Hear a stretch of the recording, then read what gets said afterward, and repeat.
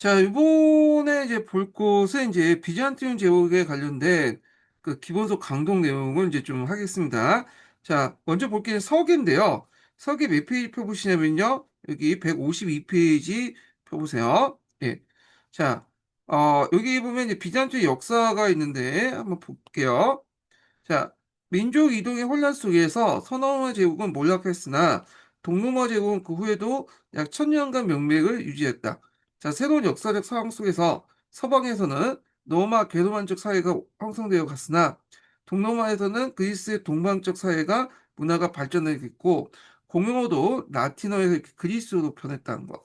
그러면 민족 이동 후에 동로마를 그 수도로 이 콘스탄티노플의 전신이었던 그리스 시대 비잔틴에 관련시켜 비잔틴 제국이라 불렸다.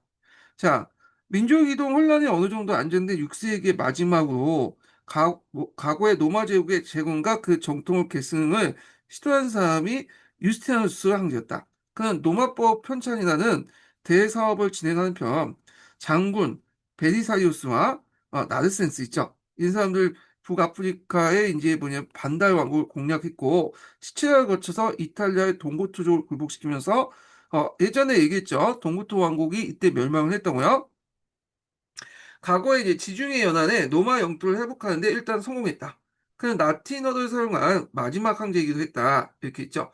자, 그 다음에 또 그가 이제 건주한 비잔티움 건축의 전투라고 할 수 있는 성 소피아 대성당은 과거의 순수한 노마식 건축이 아니라 거대한 둠을 가지고 동방적인 어떤 건축이다. 페르시아적인 요소가 있다. 이렇게 보시면 되겠습니다. 자, 그 다음에 이제 유스티누스 죽은 후에 이제 있는데 그 외에도 뭐 그 당시 니케 반란, 민중 반란이 있고 테오도라의 어떤 도움을 받고 이제 진압을 했고 그 외에도 중앙 집권 체제 강화, 견직공업 육성, 교회제도 개혁, 황제 교황주의죠. 그 다음에 이런 등등 관리의 이제 부정부패 방지 이런 등등이 있다. 자, 그다음 유스티누스가 죽은 후에 비잔티움은 북으로는 아바르족과 슬라브족의 침을 받고 동쪽으로는 사산족 페르시아의 공격을 받아서 시리아 이집트를 상실했다. 그래서 헤라클리우스 제때 에 유능한 가담서 있는 황제로서 페르시아에 대한 반격을 통해서 시리아 이집트를 회복했으나 앞에서 마치 얼마 안 가서 이슬람의 공격을 받고 이제 뭐냐면 비잔틴 영토는 소아시아에 비롯한 수도 주변으로 축소됐다. 요거 예전에 요거 기출에 나왔던 거니까 좀 기억을 해두시고요. 자, 이보자 그리스와 동방적 요소가 입각한 비잔틴 제국이 난 독특한 성격이 형성되었다. 자, 건때는 외부부터 위험을 대처하기 위해서 그 당시 헤라클리우스 때, 그 당시 이제 군강구제를 실시를 했는데, 자, 요때 이제 군강구제, 테마 제도와 관련된 내용인데, 아까 얘기했죠. 이 군강구제하고 둔정변제를 같이 혼합해서 서술하고 있거든요. 그래서 읽어보시면 마치 이게 군강구제가 둔정부에 같이 있는 것처럼 얘기하지만 실제로 다른 제도예요. 예, 두 개의 제도지만 서로 연결됐다. 이렇게 얘기를 해두시고 강조를 해두시는 게 강조하시는 게 좋을 것 같습니다. 그래서 자연농민에게 군역에 대한 보상으로 일정한 토지 수여하고 그 토지를 아들이 계속 그 군역에 종사하는 조건에서 이를 이제 소속하겠다. 그래서 여기만 읽어보면 마치 군강구제가 요쪽과 연결돼서 이제 얘기한 거지만 이게 중요한 게 아니에요. 이건 둔정병 관련된 내용이고 군강구 관련된 내용은 앞에서 이것처럼 그다음에 사령관들에게 징세권, 행정권, 아니 징세, 행정권, 사법권, 군사권 다 주는 이런 이제 제도였다. 이렇게 보시면 됐습니다. 자, 하여튼 이러한 이제 비잔틴 사회는 초기에 대토지 소유제와 예농 대신에 소토지 소유제한 농민 및 이러한 농민으로 구성된 자유총량이 우세한 사회로 변화되게 되었다. 그래서 둔정병제 관련된 내용도 있고요. 청사 이제 군강군제에 관련된 설명은 요게 중종병제적 설명해 놓고 요 뒤에다 설명해 놨어요. 예. 그래서 그 착각해서 이게 마치 이게 둔정병이 이제 제가 군강군제처럼 이렇게 설명했는데 그게 아니라 이 뒤에 있는 내용이야. 이게. 요거 관련된 내용이 여기 뒤에 있거든요.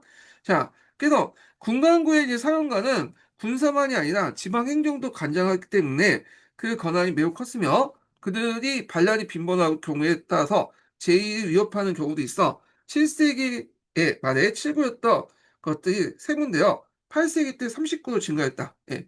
그래서 이제 왜 이들이 이제 테마가 이렇게 증가됐나? 이거는 반란 때문에 그런 거죠. 예. 그래서 이제 있고, 그래서 이제 앞에서 제가 얘기했는데 이 군사령관에게 막대한 권한을 줬잖아요. 근데 이거는 이제 예전에 디오클라투스 이후에 이제 분무 분리라는 원칙에 어긋나는 거죠. 그러다 보니까 이들의 권한이 커졌고 반란의 위험성이 더 올라가니까 이렇게 39로 해갖고 증가해서 이들의 세력을 약화시키려고 했다. 이렇게 이제 보시면 되겠습니다. 자, 8세기 초에 이스라엘은 수도 콘스탄티노플을 접근하여 이를 포위했으나 레오 3세는 이를 격퇴했고 이후 이스라엘과의 전투는 소아시아 국경선에 따라서 안정세를 유지했다. 그러나 라반나 총독은 롬바드족에서 종집을 찍게 되었다. 그러다가 이제 9세기 후반에 그 뭐냐면 마케도니아 왕조가 들었으면서 비잔티움 제국의 이제 전성기 또 중흥의 역사가 이제 또 시작되죠. 그래서 이제 새로운 힘을 가다 본 이 비잔티는 10세기 때 후반에 크레타를 회복하고요. 잇따라 이제 안티오크와 시리아 북부를 회복하는 한편 아르메니아의 침투에 이를 병합했다. 자, 그러나 아르메니아 병합은 비잔티움의 중앙아시아 투르크족에 직접 대결한 형상이 있었다. 아르메니아는 여러분들 알다시피 어느 지역에 있는 지역이죠? 예. 여기가 이제 카카스 산맥 이하에 이제 밑에 있는 나라죠. 그래서 카카스에 있는 나라들 보면 그 당시 아르메니아, 아제르바이잔, 조지아 그런 나라들 있잖아요.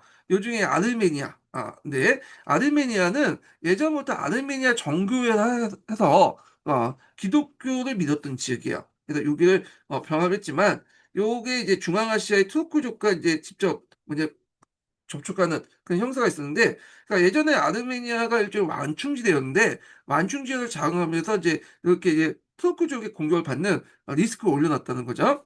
자, 이미 9세기 중엽부터 대토지 소유가 경에 다시 뭐냐면 들게 되는데 앞에서 얘기한 것처럼 여기 3단계 초창기 때 대토지에 들어갔다가 둔전명 때 좀 소토지로 넘어갔다가 다시 9세기 중엽부터 다시 대토지로 이렇게 넘어가게 되거든요.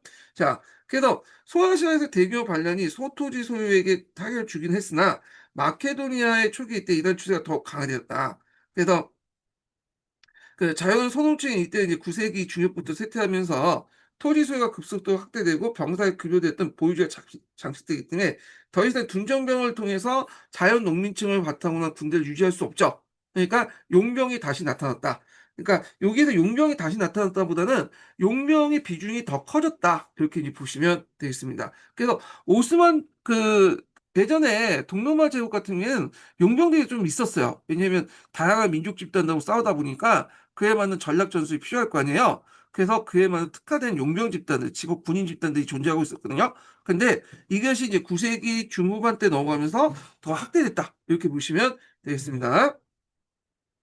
자, 그리하여 이제 사병을 거느린 지방의 대토지 소유자인 호족은 상계권에 도전하는 존재가 되었고, 이에 대항한 것이 중앙의 관료로서 양자사의 내분과 투쟁은 비잔틴 제국의 방비를 약화시켰다. 그 결과 비잔틴의 영향이 미약하나마 남아있던 시칠리아와 남이탈리아가 앞에 노르만족 때 뺏기고요. 그 동쪽의 셀주크 투르크가 항제국이 격파되면서 소아시아 지역에 진출했다. 이렇게 있는데, 요거는 이제 약간 인과관계가 좀 잘못된 것 같아. 그래서 요 비잔틴 제국이 이제 뭐냐면 그 남이탈리아 시칠리아에 큰 영향력이 있었고 그 당시 교회도 그쪽 그리스 종교 쪽에 그 동방교회 쪽에 이제 그 지역을 장악을 했다고 했잖아요. 근데 요게 이제 그 정확히 말하면 그 노르만족들 뺏긴 게 아니라 이스라엘색이 들어가 있었죠. 그리고 나서 나중에 노르만이 또 이슬람을 이제 점령하게 되고 이슬람 세력들은 그 당시 뭐 동로마 교회가 그쪽 지역 사람들이 무슨 의뢰해 가지고 뭐 어떻게 어떤 식으로 믿는 건 관심이 없었어요, 얘네들은. 근데 여기 이제 노르만족들이 오면서 카톨릭식 어떤 그걸 보급을 하려고 하니까 거기에서 이제 뭐냐면 당연히 동로마 쪽에서 발끝하게 되고 그러면서 충돌을 하게 되죠. 그러면서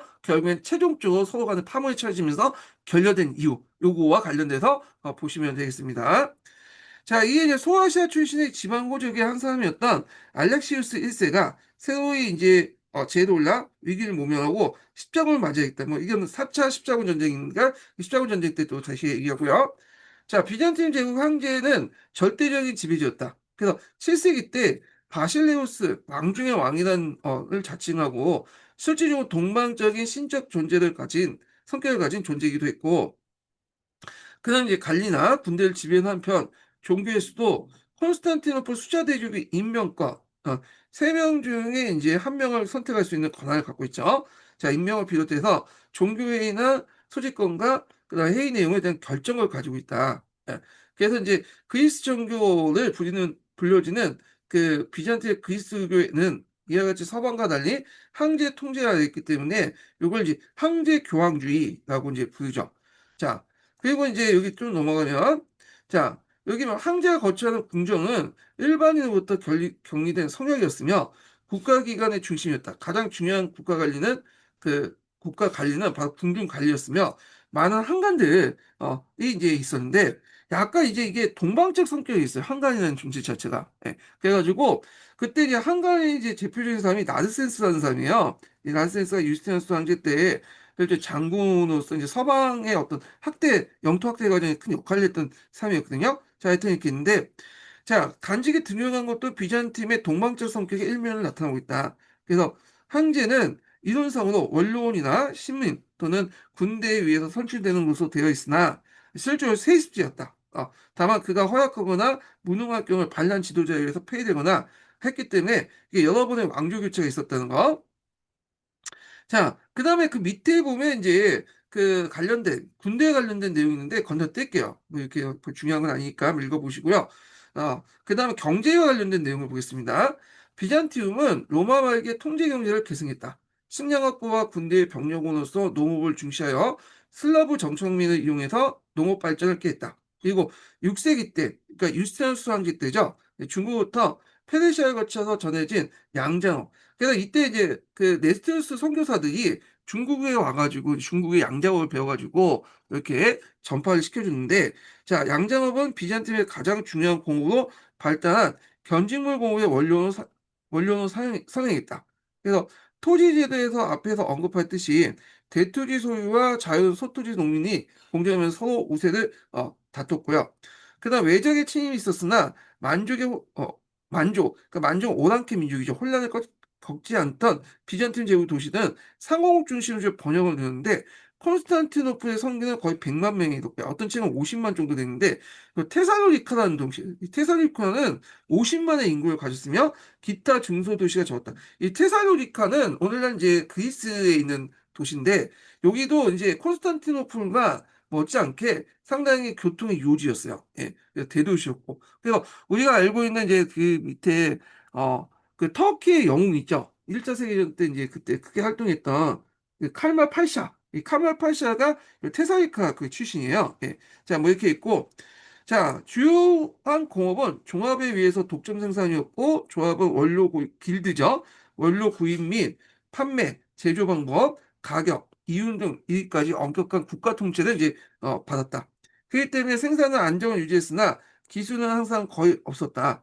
무기 이외에 대부분의 주요 생산품 사치품으로서 견직물, 모직물, 융단, 보석 세공, 장식품 및 상하 제품이었고 특히 이제 종교관계 제품에서 세심한 주의가 기울여졌다. 그리하여 비잔틴 제품은 유럽에 존중되고 또 모방의 대상이었다. 이렇게 있고요. 자, 그래서 이 비잔틴 관련된 내용, 경제 관련된 내용에서 예전에 한번 15년 개정 교과서인가? 여기 비잔틴 제국 경제 관련돼서 보충 자료가 있었거든요. 그래서 요거 한번 읽어볼게요. 이게 무슨 교과서인지 모르겠는데 일단은 이제 그 당시 그 교과서에 있는 내용은 아니고 그 지도서 교사용 교과서에 있는 내용이야. 그러니까 우리가 일반적으로 보고 있는 교과서가 아니라 자, 비잔티움 제국은 로마 말기에 통제 경제를 기승했다. 그 뒤에 나와 있어요. 서기에. 식량 확보의 근간이 되는 농업을 중시하여 농업 발전을 꾀했고 수공업 역시 조합, 길드에 의한 독점 생산 후 엄격한 국가 통제를 받아서 생산이 안정됐다. 그래서 국가가 이 길드를 통해서 이제 그 수공업 제품을 통제했다. 이렇게 보시면 되겠습니다. 그렇지만 기술적 진보는 억제되었고 인구 100만의 이제 콘스탄티노플 폴리스와 50만의 테살리카는 비잔티움 제국의 상업적 중심지였다. 뭐 이렇게 있고요. 자, 그 다음에 이제 뒤에 넘어가서 상업 관련된 내용 보겠습니다. 공업도 통제받았지만 상업도 통제를 받았거든요. 예. 그래서 상업도 공업에 못지않게 엄격한 국가 통제를 받았고 가장 이윤이 높은 곡물과 견직물은 정부의 전매 사업이었다. 그러나 다른 상권에도 엄격히 통제를 받았으며 거대한 상업망이 구성되어 있었다. 콘스탄티노플은 당시 가장 큰 국제적 시장으로서 동서의 각종 상품의 직산지였고 비잔틴은 그들의 화폐의 가치 유지에 노력했으며 국제무역에서 포괄적인 화폐로 존중했다. 그러니까 비잔틴 화폐가 그 당시 이제 표준적인 화폐로 뭐냐면 그 존중됐다. 이렇게 이제 관련된 내용 같아요. 자, 그 다음에 이제 문화를 보겠습니다. 자, 문화는 이제 특징은 이제 뭐냐면, 대개 보면 아까 얘기한 것처럼, 이런 학문적인 것은 별로 이제 특징이 없어요. 그리스 로마 문화를 모방했고, 그 다음에 앞에서 심파토츠가 있고, 근데 미술은 상당히 미술과 건축은 그 독창성을 가지고 있다고 했죠. 그래서 페르시아 양식을 받아서 동양식 특징이 있고, 뭐 모자이크 양식 이렇게 있는데, 자, 여기 보면 이제 내용을 볼게요. 자, 비잔틴 문화는 한마디로 그리스적인 헬레니즘 문화에 동방적 요소가 섭취를 했어요. 네. 그래갖고 이제 그리스 정교에서 규제된 문화라고 할 수 있다. 비잔틴 문화의 가장 큰 공적이 하나가 그리스 고전의 보존이다. 앞에서 이제 심파톤처와 관련된 내용 있죠. 학자들은 그리스의 작품을 읽고 이를 연구한 한편 필사하고 주석을 붙이는데 여념이 없었고 그들은 고전에 관련된 사전과 문법서를 만들고 거대한 백과사전을 편찬했으며 법률, 지리, 전술, 행정기술에 대한 다양한 논문을 작성했고요. 자, 이렇게 이제 그리스의 이제 문화, 고전의 보전 이런 것들은 이제 또 하나가 그 당시에 이제 그리스어를 사용했다는 거예요. 엄밀히 말하면 예전 그리스보다는 신그리스어라고 이제 그 서촌에서는 얘기하는데 이 그리스 그 같은 계통이잖아요. 그러다 보니까 그리스 문헌을 이제 상당히 수집하기가 상당히 편했겠죠. 예. 그래서 이제 있고 이런 것들이 이제 오스만 투르크에서 그 비잔틴 제국이 멸망하고 나서 이쪽 그 뭐냐면 르네상스에 영향을 미쳤다는 거. 그때 이제 멸망하고 나서 많은 학자들이 이탈리아 쪽, 특히 필렌체 쪽으로 많이 건너갔죠. 자, 그다음에 그리스불이라고 불려지는 일종의 대포가 발명돼서 전투에서 큰 위력을 나타났고, 자, 순수과학에서 별다른 진전이 없었다. 이 그리스북이 불이 상당히 중요한데, 요게 약간 이제 뭐라고 설명하기 좀 그런데, 백리탄하고 좀 비슷해요. 백리탄. 그래서 저기 쳐다보면, 이 그리스불을 이제 뿌리면, 이게 맞으면 이제 그리스불 막 불탈 거야, 사람들이. 그러면 거기에 물을 부으면 오히려 더, 확산이 돼, 이 불이. 그래갖고 오늘날 백리탄 같은 그는 거하고 좀 비슷한 생각을 갖고 있는데 요 그리스 불 때문에 그 그리스 불 때문에 많은 적들을 격파하는 데 큰 역할을 했어요. 예. 그래서 가끔씩 교과서에도 이 그리스 불 같은 것들이 이제 나오거든요. 그래서 한번 이제 좀 알아볼게요. 이거 쓰라고 나올 수 있어. 예. 그래갖고 한번 좀 보겠습니다.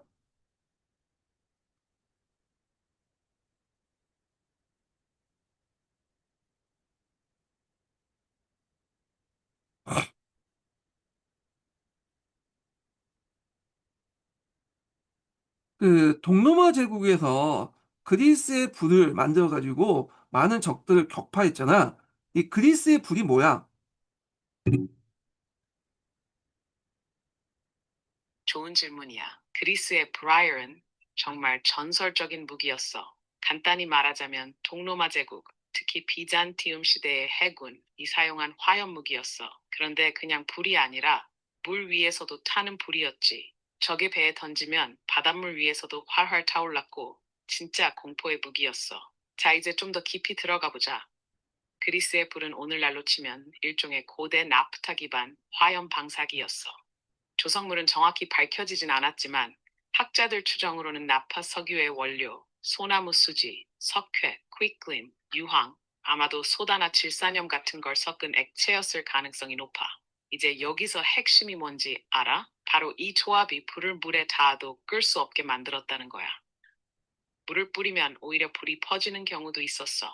왜냐면 일부 성분, 특히 생석회암, 물과 닿으면 발열 반응을 하거든. 물이 불을 끄는 게 아니라 오히려 폭발처럼 반응을 키우는 거야. 마치 네가 불 위에 식용유를 부었을 때처럼 퍽 하고 퍼지는 것처럼. 게다가 이 불을 적선에 뿌리는 장치도 아주 독특했어. 오늘날로 치면 화염 방사기처럼 청동 펌프나 튜브를 배에 장착하고 불붙은 액체를 쏘았다고 해. 마치 용이 불을 내뿜듯이 바다 위에서 불을 뿜는 배가 있었던 거야. 그러니까 비유를 하자면 이건 중세판 나폴레옹의 전차 혹은 공중 폭격기 같은 무기야. 상대방이 완전히 대비를 못한 상태에서 그리스의 불은 거의 무기였고 나중에 뭐- 그 제조법은 국가 기밀로 간주됐어. 그래서 수백 년 동안 비잔틴 제국의 힘의 핵심이었고 이 기술이 사라지자 곧 해상에서의 우위도 사라지게 돼. 이제 한 가지 짚고 가자. 이 설명을 진짜로 깊이 이해하려면 세 가지 과학적 배경 지식이 필요해. 첫째, 유기화합물과 연소 반응의 기초. 예. 요 정도 파악을 하겠습니다. 자, 여기 보면 이제 그리스 불 같은 거 명칭은 좀 정확히 기억을 해 두시고요. 자, 그러면 이제 내용을 보면요. 자, 역사서술에서 유스티누스의 이제 사생을 기록한 프로코피우스의 뭐 비사가 주목한 걸것처럼 독창적인 업적은 없었다. 자, 문학이나 사상은 중심지 지혜 차려는 종교 신학이었고 종교적인 창가, 성인전, 그 종교 논쟁을 불리키는 사변적 신비주의적 시학적 처술이 그 부분의 분야의 주종을 이루었다. 그러니까 별로 없었어요. 그냥 볼품이 없었고. 자, 근데 건축이나 이런 데서는 상당히 뛰어나죠. 예. 그래서 비잔틴 문화의 이제 특색을 가장 잘 나타낸 것이 미술이죠. 미술과 건축. 6세기 때 이게 유스티누스 황제에서 건조된 성 소피아 대성당과 그 내부의 화려한 상징주의적이고 신비로운 모자이크 벽화는 새롭고 독창적인 비잔틴 미술의 출발점이었다. 그래서 비잔틴의 종교 미술은 그리스적인 거와 팔레스타인 및 시리아의 동방적인 것들이 잘 융합된 그 형태였고, 그다음 라반나의 이제 그 성 비탈라 성당. 제가 동방적인 요소 할 때 그 페르시아를 얘기했는데 시아 쪽이라고 보시면 돼요. 그 제가 잘못 얘기한 거예요. 예, 수정해 주시고요. 그리고 이보다 늦게 비잔틴의 성기에 건조된 베네치아의 성 마르코 성당, 그 모자이크화 이런 것들이 비잔틴 미술의 정수하겠다. 그래서 필사본의 색채 장식, 금은 및 상하의 아름다운 장식품, 그다음에 성작가, 십자가 같은 이제 종교적 세공품 이런 것들이 비잔틴의 어떤 미술의 독창성을 보여주고 있다. 이렇게 이제 보시면 되겠습니다. 자, 그다음에 인제 이렇게 있고 성작이 뭔진 잘 모르겠네 이게. 예. 제가 물어볼게요 잠깐. 용어가 좀 익숙한 용어가 아니라서.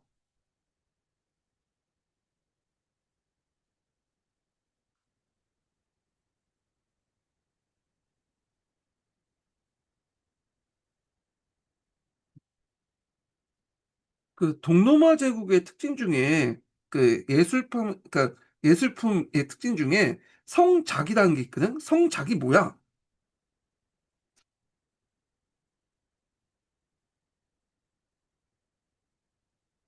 좋은 질문이야. 성작이라는 말은 조금 생소할 수 있는데 동로마 제국, 그러니까 비잔티움 제국의 맥락에서 성작은 보통 성찬식에서 쓰이는 성배, 즉 성스러운 잔을 뜻해. 조금 더 풀어서 설명하자면 기독교 예식 중 하나인 성찬식에서는 예수가 최후의 만찬에서 제자들에게 나눠준 포도주와 빵을 재현하잖아. 그 포도주는 예수의 피를, 빵은 그의 살을 상징하고, 이때 포도주를 담는 잔, 바로 그게 성작이야. 직관적인 비유로 설명하자면 성작은 마치 왕의 예. 잘 들으셨죠? 그게 포도주를 담는 그 단어를 성작이라고 합니다. 예. 그래서 이 교회 용어이기 때문에 좀 알고 가면 이제 이해하기 편할 것 같아서 얘기 좀 한번 물어본 거고요. 자, 그다음 비잔틴의 역사적 의의를 보겠습니다. 자, 비잔틴 제국의 역사적 의의는 세 가지로 볼 수 있는데 아까 지명한 것처럼 첫 번째는 서유럽 세계 방파제 역할을 했다. 그리고 서유럽의 이제 그 영향을 줬는데 특히 르네상스 때 그 영향을 줬고 동유럽의 문화권 형성, 특히 이제 동슬라브 쪽의 문화, 그리스 종교 이런 거에 영향을 줬던 거죠. 자, 그래서 이제 이렇게 있는데 뒷부분부터 읽을게요. 이건 뭐 평세 평가니까. 자, 여기 보면 두 번째 단락부터 볼게요. 자, 로마 제국이 붕괴된 뒷자리에 성립된 유럽, 이슬람 및 비잔틴 중에서도 비잔틴이 이제 문화나 정치에 가장 앞서 있었다. 중세 유럽에서 문화다운 문화의 꽃이 다시 피는 건 12세기고요. 요걸 이제 뭐라고 얘기하냐면 그 이 당시 12세기 르네상스라고 얘기하거든요. 그리고 따로 이제 부르는 명칭이 있어요. 역사적 용어로서. 예. 이렇게 있고. 자, 이슬람이 곧 비잔틴의 뒤를 이어 헬레니즘 문화를 흡수하면서 언어 분야에서 비잔틴의 능가하는 문화가 발전시키게 됐지만 적어도 6, 7세기 때 비잔티움은 문화다운 문화를 가진 유일한 존재였다. 자, 이러한 선진적인 비잔틴 문화는 그리스의 이제 로마의 고전 문화나 유럽 또는 이슬람 문화와 다른 독자적인 문화를 발전시켰고 그 주변 세계에 영향을 미쳤다. 그래서 2, 3세기도 초기에는 비잔틴으로부터 많은 것을 배웠으며 중세 유럽도 비잔틴의 영향을 받았다. 특히 이제 르네상스 때 그리스 고전이 부활되는 비잔틴 학자들의 공이 매우 컸고요. 한편 또 이제 비잔틴 문화 그리스 종교는 발칸반도와 러시아를 포함한 동유럽의 슬라브 세계에게 큰 영향을 줬죠. 그래서 이제 예전에 슬라브족을 이제 얘기할 때 동부 슬라브 계통의 민족과 서부 계통의 민족, 남부 슬라브 계통의 민족도 있다고 했잖아요. 특히 이제 동부 슬라브 계통 민족, 그러니까 오늘 러시아, 우크라이나, 벨라루시에 큰 영향을 줬는데 우크라이나 같은 경우에는 이제 뒤에 이제 카톨릭으로 넘어가긴 하는데 하여튼 그 영향을 줬다는 거. 그다음에 남슬라브 계통에도 준 영향을 줘. 오히려 남슬라브가 이제 유고 예잖아요. 유고 연방이잖아요. 대표는 세르비아. 세르비아는 그리스 종교를 믿고 있죠. 자, 그래서 하여튼 그들에게 문명과 그리스도교를 전담으로써 독자적인 문화 형성에 기반을 마련해줬다. 특히 이제 후에 트로크족이 유럽을 진출할 때 발칸반도의 여러 민족들이 해체되지 않고 다시 부활할 수 있었던 것은 그리스 종교의 힘에 의지하고 컸고 러시아는 아예 비잔틴 제국 후계자 자체하면서 모스크바를 제3의 로마로 본다. 그래갖고 후에 오스만 트로크가 유럽에 진출하면서 거의 한 200년인가 한 300년 넘게 유럽을 통제를 했거든요.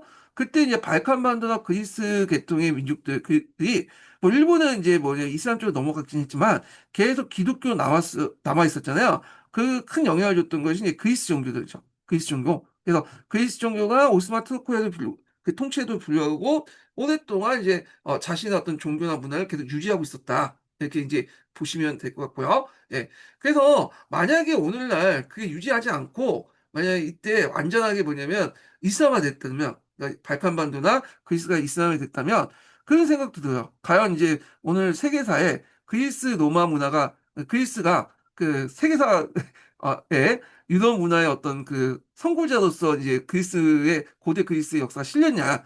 실려 있지 않다고. 왜냐면 연결고리가 끊어졌잖아. 도중에 이슬람이 되면. 근데 이슬람이 되지 않고 계속 이제 그리스 문화가 뭐냐, 기독교 문화를 가지고 있었기 때문에 이렇게 서로 연결되면서 기독교 문화, 그러니까 서양사 나갈 때 서양사 원리로서 그리스사가 계속 쓰여질 수 있었던 배경이 됐던 거죠. 자, 그렇게 있고, 그건 또 그 오스만 투르크의 영향도 있어요. 오스만 투르크 나중에 좀, 제가 기타 강의 때 얘기했지만, 윌레트 제도라는 게 있잖아요. 윌레트 제도. 이런 것도 영향을 받았다. 이렇게 이제 보시면 되겠습니다.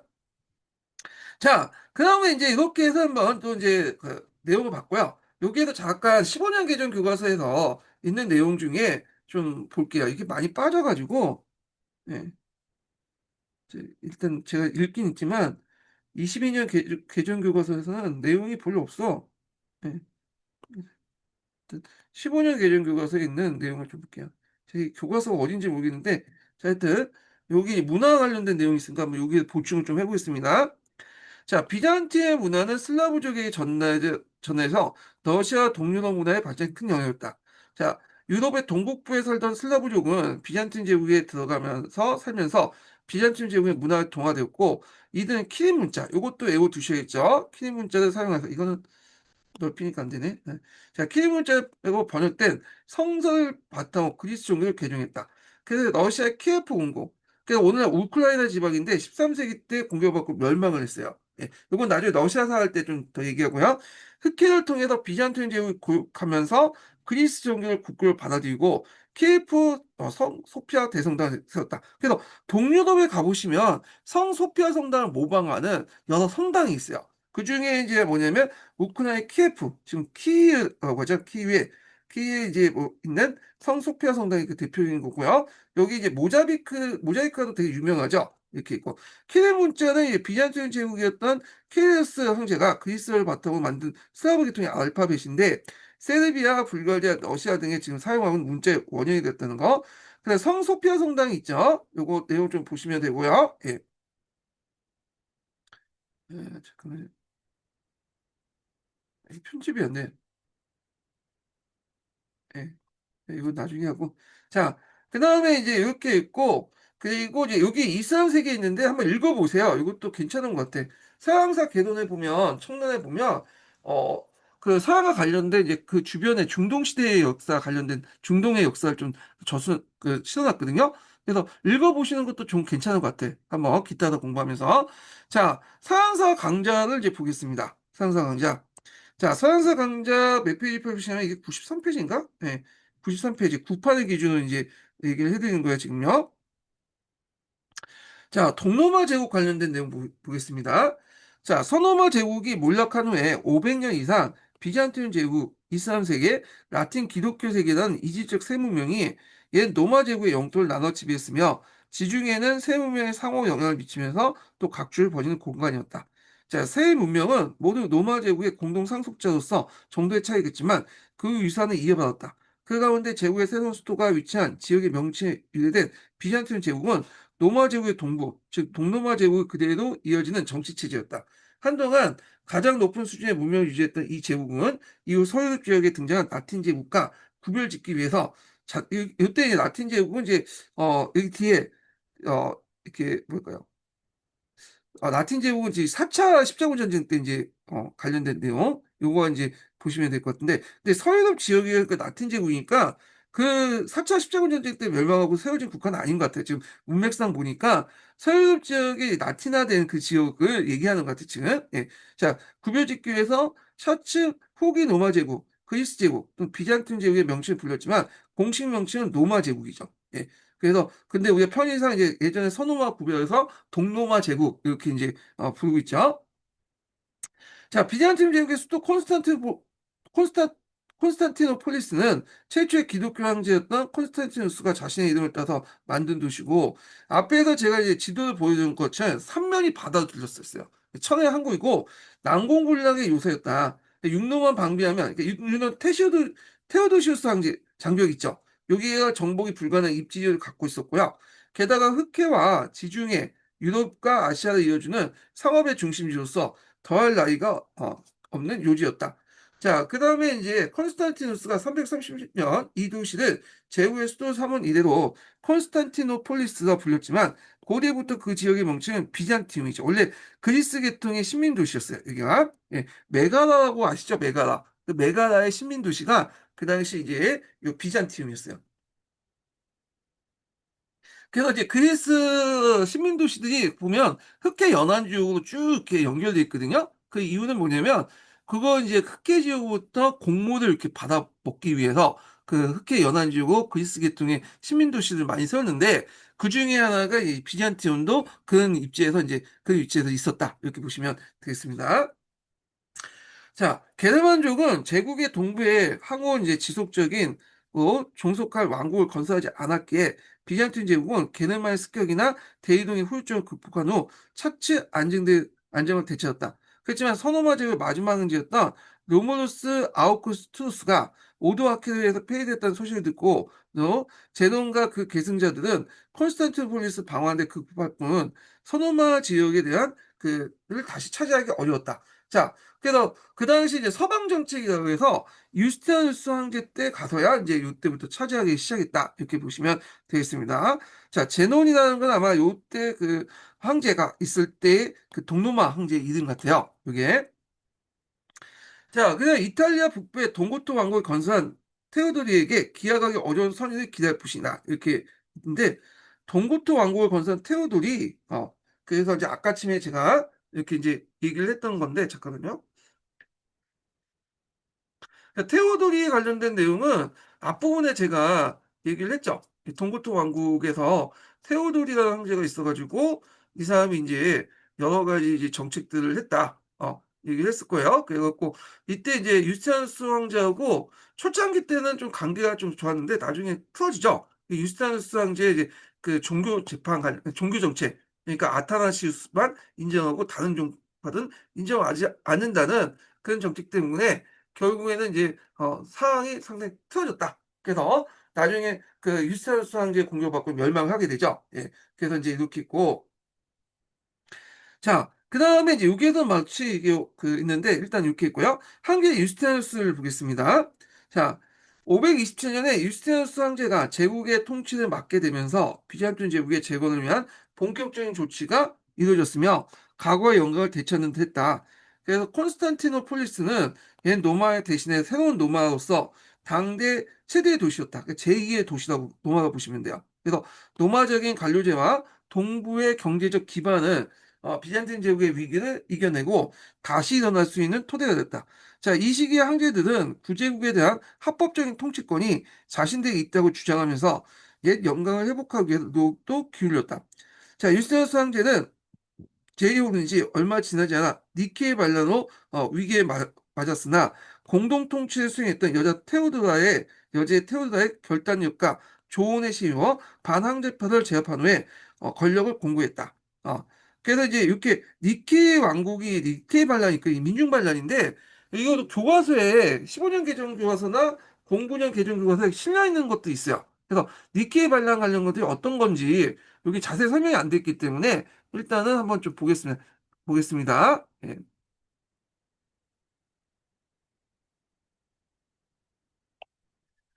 유스테어스 황제 때 니케이 반란이 일어났잖아. 그 니케이 반란이 왜 일어난 거, 그게 어떤 과정에서 진행된 거야?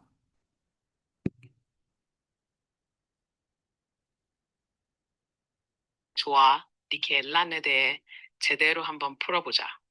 이건 단순한 폭동이 아니라 당대 동로마 제국의 정치, 스포츠, 계급 갈등, 종교 문제까지 한데 얽힌 진짜 드라마였어. 먼저 언제 어디서냐면 서기 532년 수도 콘스탄티노플 황제는 유스티니아누스 1세야. 이 사람은 행정개혁, 법전 정리, 대대적인 건축 사업, 하기야 소피아 대성당도 이때 재건됨을 벌인 인물이지. 이제 왜 반란이 터졌는지 그 배경부터 찬찬히 짚어보자. 스포츠팀이 뭐라고? 그 시대의 사람들한테 전차 경주는 지금의 축구, 아니 그 이상이었어. 단순히 경기만 보는 게 아니라 사람들은 자신이 지지하는 팀, 블루스와 그린스 초록팀에 완전히 몰입했어. 근데 이 팀들이 단순 스포츠 클럽이 아니라 정치적 정체성이 섞여 있었어. 비유를 들면 이건 마치 정당과 팬클럽이 섞인 느낌이야. 블루스를 지지하는 건 보수 귀족층에 가깝고 그린스는 민중과 연결되어 있었어. 이 둘은 정치적, 종교적으로도 갈렸지. 옛 불씨가 튀다. 유스티니아누스는 개혁을 시도하면서 세금을 아주 빡세게 걷었고 특히 중산층과 상류층 모두를 건드렸어.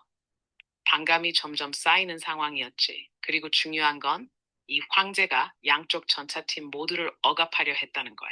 스포츠 폭력 줄이려다 블루스 그린스 다 적으로 돌린 셈이지. 1932년 초 전차 경기장에서 벌어진 사건 중 몇몇 팬들이 체포되고 사형당할 위기에 처해. 그런데 감형 과정에서 블루스와 그린스 팬 모두가 우리 쪽 사람들 살려내라면서 목소리를 높이기 시작한 거야. 평소라면 서로 죽일 듯 싸우던 양 진영이 공통의 적, 황제를 향해 손을 잡은 거지. 반란이 터지다. 이들이 경기장에서 외치던 구호가 바로 닉, 야, 그리스어로 이겨라. 혹은 승리를 이라는 뜻이지. 평소엔 자기 팀을 응원할 때 외치던 말인데, 이번엔 유스티니아누스를 몰아내자는 정치 슬로건으로 바뀐 거야. 폭동은 6일 동안 도시 전체를 집어삼켰어. 콘스탄티노플의 중심인 히포드롬에서 시작된 폭력은 황궁, 교회, 상가로 번졌고 도시가 거의 폐허가 될 정도였어. 황제는 도망가려 했는데 아내인 테오도라가 황제의 자리는 관 속에서도 명예롭다고 말리면서 끝까지 싸우기로 결심해. 샤쇼 어떻게 끝났냐면 유스티니아누스는 자신의 장군 벨리사리우스와 문둑스를 동원해 진압작전에 나서 반란군이 히포드롬에 모였을 때 문을 봉쇄한 채 진압군이 들이닥쳐서 수만 명이 학살당해 추정으로는 3만 명 이상이 죽었다고 해. 그리고 유스티니아누스는 바로 대대적인 도시 재건을 시작하지. 이때 세운 게 바로 하기야 소피아 성당. 지금도 이스탄불에 남아있는 그 건축물이야.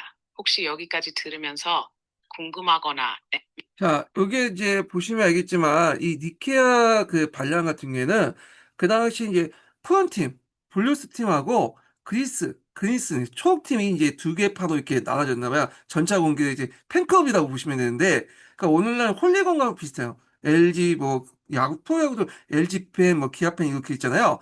근데 얘네들이 단순히 여기에서만 그 스포츠를 즐기는 것뿐만 아니라, 요게 이들이 이제 뭐냐 정체성을 갖고 있었어. 자는데 그 팀을. 근데 이제 이렇게 있었는데 거기에다가 이제 콘스탄티누스 황제가 유스티누스 황제가 이제 개혁을 하면서 많은 세금을 부과하니까 거기에 빡쳐가지고 결국에는 이제 이때 양쪽의 전차팀을 모두 억압하려 했고 그때 이제 뭐냐면 나중에 이제 전차 경기장에서 불붙은 몇 개 사건을 계기로 해갖고 그 팀들 두 팀을 이제 있는 사람들 이제 숙청을 시키려고 하니까 거기에 이제 그 불만을 갖고 있는 중세 정치에 불만을 갖고 있는 그 두 팀들이 예전에는 서로 싸우고 있었는데 서로 힘을 합쳐갖고 폭동을 일으켰다. 그래서 그 당시 공동의 적이었던 황제와 타도락에서 이제 손을 잡은 거죠.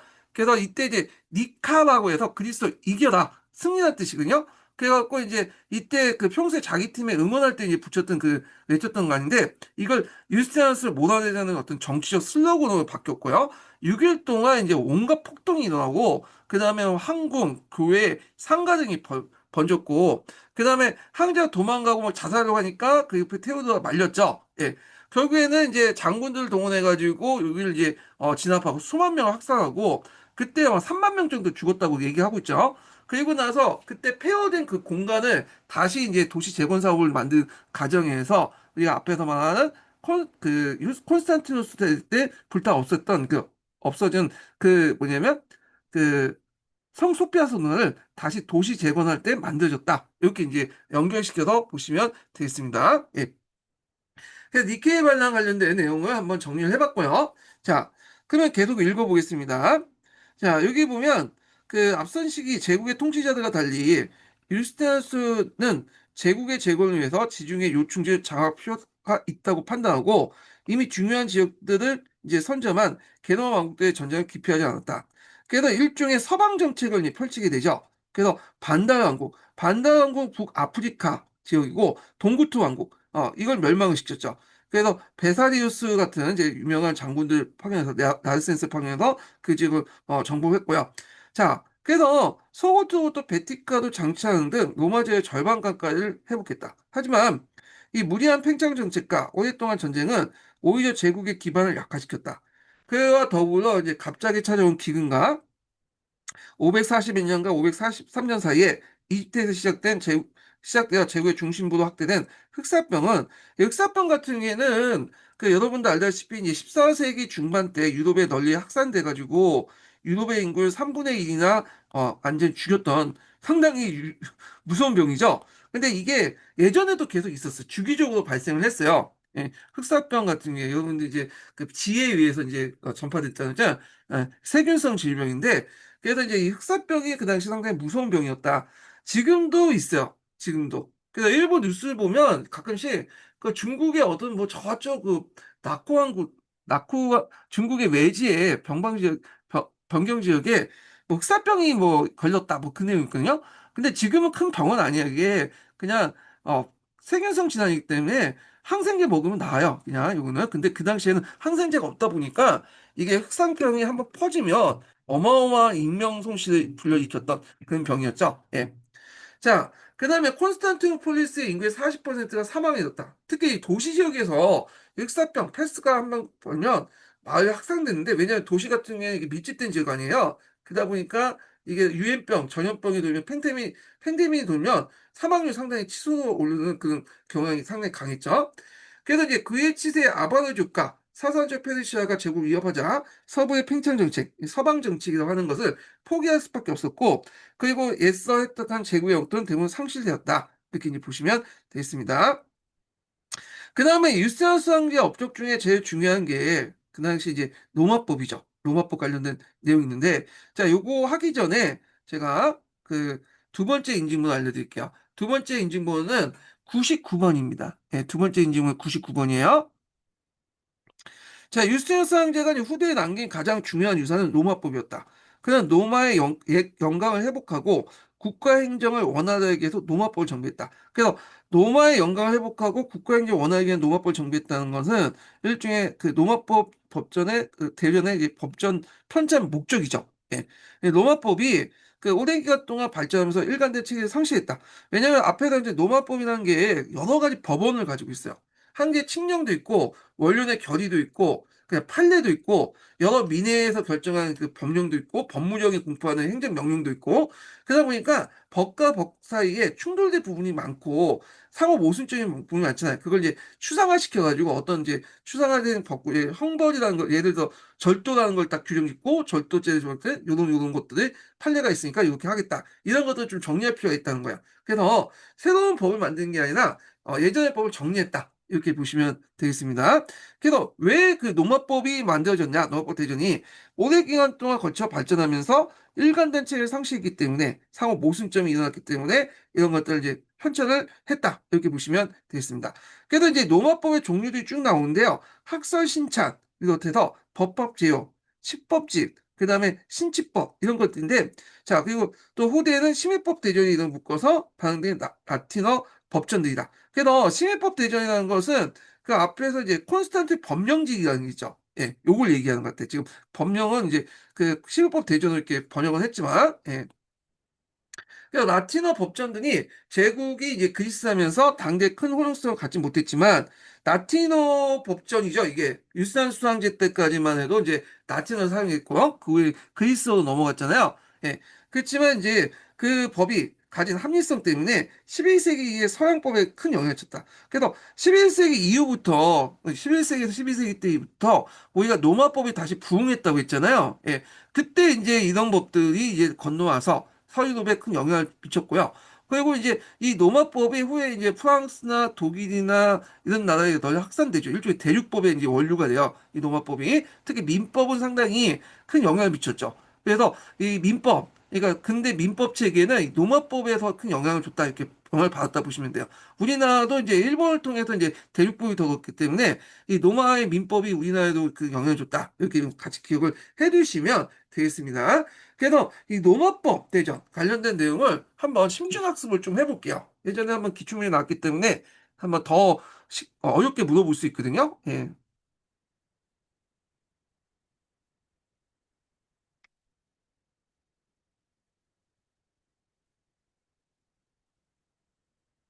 유스티아누스 대제가 노마법 대전을 만들었잖아. 그 노마법 대전의 구성하고 내용, 그 다음에 그게 후대에 어떤 영향을 미쳤는지에 대해서 좀 설명해줘.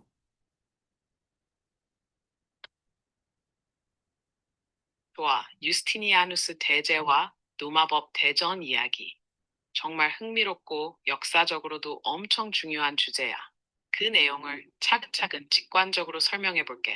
법이라는 게 좀 딱딱하게 느껴질 수 있는데 이걸 마치 거대한 건축물을 짓는 것처럼 생각하면 훨씬 이해하기 쉬워. 이원, 로마법 대전이란 한마디로 말하면 로마 제국 수백 년 동안 여기저기 흩어져 있던 법률들을 체계적으로 모아서 정리한 법률 백과사전 같은 거야. 마치 책장이 가득 찬 도서관에서 쓸모 있는 책들만 추려서 정리하고 편집해서 누구나 쉽게 찾고 쓸 수 있게 만든 거지. 이걸 추진한 사람이 바로 유스티니아누스 1세, 제65, 동로마 제간틴 제국의 황제야. 그는 제국을 정치적으로도 종교적으로도 법적으로도 정비하고 싶어 했고 그 핵심 프로젝트 중 하나가 이 법전이었어. 2. 로마법 대전의 구성. 4개의 큰 기둥. 이제 이 법률 건축물의 뼈대를 살펴보자. 이건 총 4개의 주요 파트로 구성되어 있어. 이걸 하나하나 건축 자재처럼 이해해보자. 1. 법학 제요.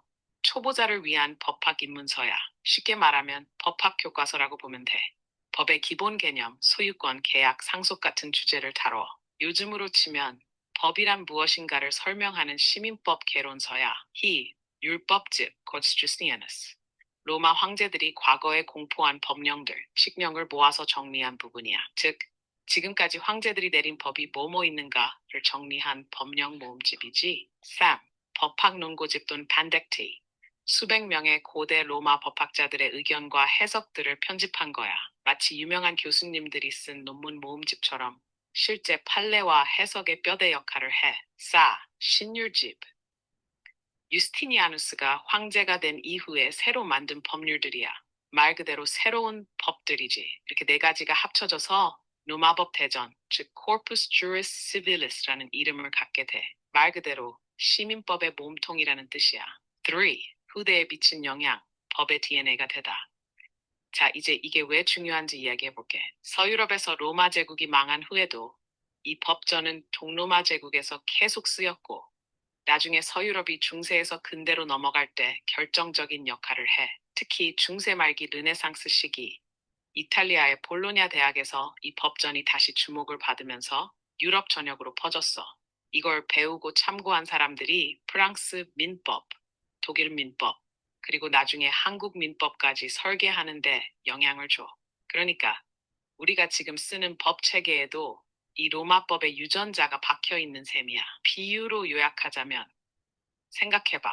유스티니아누스는 낡고 흩어진 벽돌들 옛 법률들을 모아서 튼튼하고 아름다운 물 로마법 대전을 지었고 그 건물은 수백 년이 지나서도 전 세계 법률 체계의 설계도로 사용되고 있는 거야. 이 법전 없었으면 오늘날 우리가 아는 법학이란 학문도 훨씬 덜 정돈돼 있었을 거야.